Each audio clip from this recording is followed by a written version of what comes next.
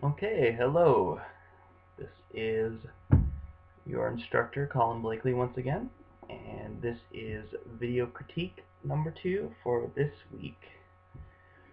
Alright, so looking at your images here,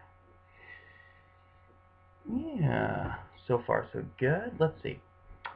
Alright, so it looks like these are your sunrise images. And then you have your noon here based on that very top-down lighting. Some sunsets here, I'm gonna guess. And then mixed lighting. To me, it looks like mixed. I'm guessing these are low lighting. Although there's an area of real bright sky there, but yeah, I'm guessing low lighting, low lighting, low lighting, and then finally your bad color environment. Alright, well, let's take it from the top.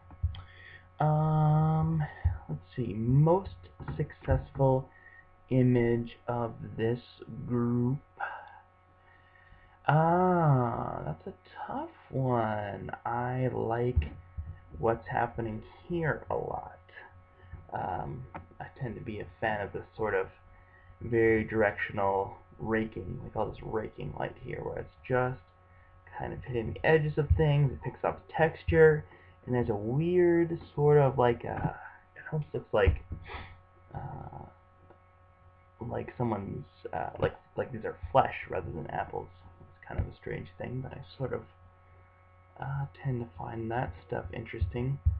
Um, the exposure is not great on this, but I like sort of what's happening here with like this, your subject, ostensibly your subject here, the pumpkin, is sort of being partially obscured. I've always find that kind of interesting.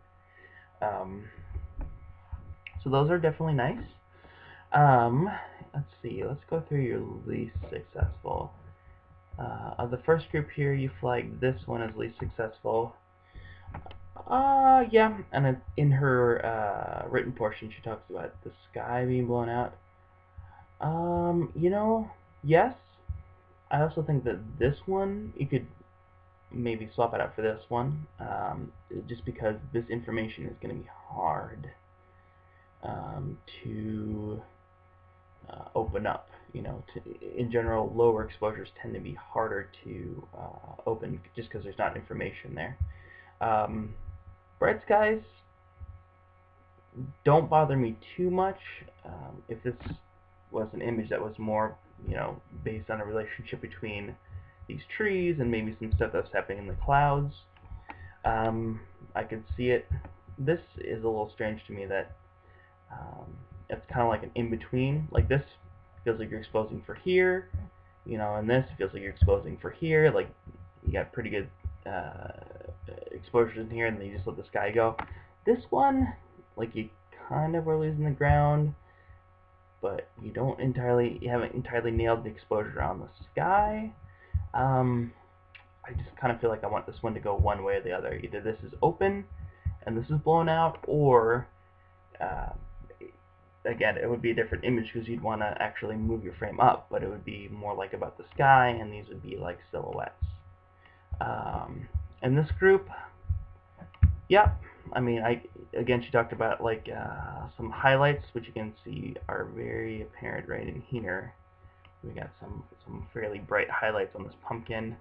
Um, yeah, this one I think is, again, you could maybe switch it for this one just because the overall the exposure is good, but again, we're getting because the sun is coming in from overhead, we're getting these his eyes in shadow. The brow is actually casting a shadow down onto his eyes.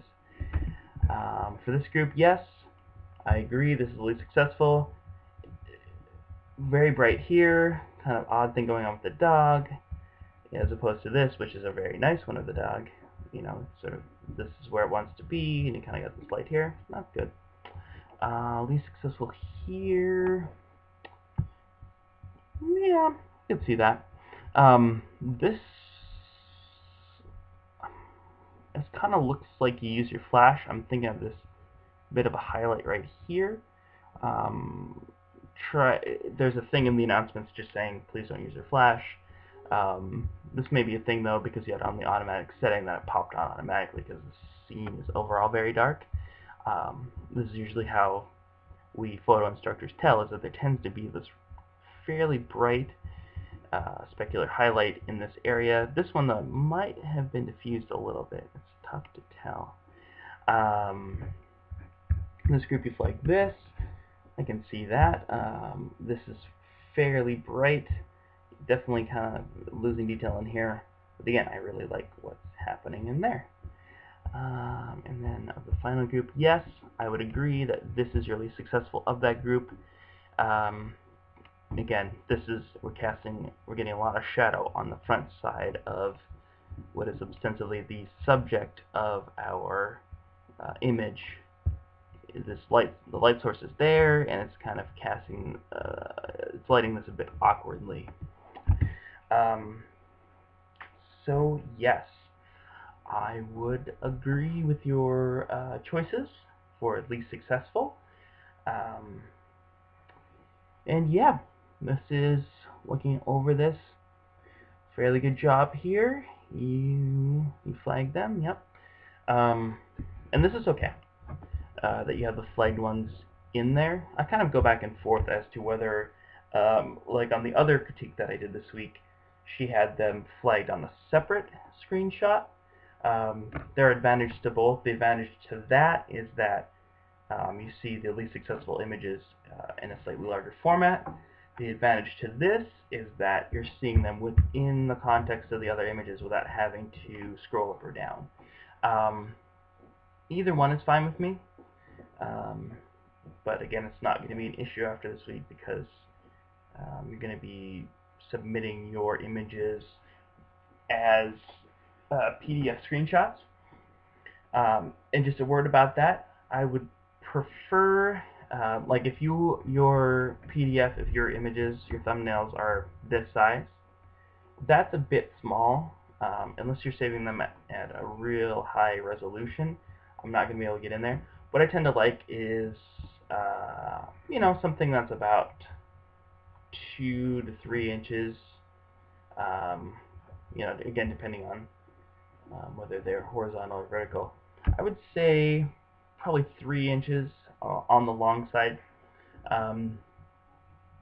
Again, depending on the resolution, but you just want your images to be enough that to be detailed enough that if I go in there, I'm gonna be able to see what's happening in your image.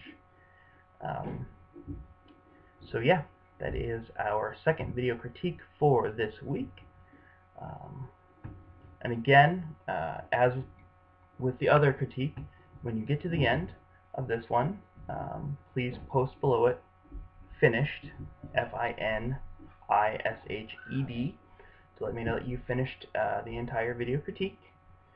And in the coming weeks, that'll be especially important because you will be, it will be part of your participation grade for the class. All right. Thank you very much.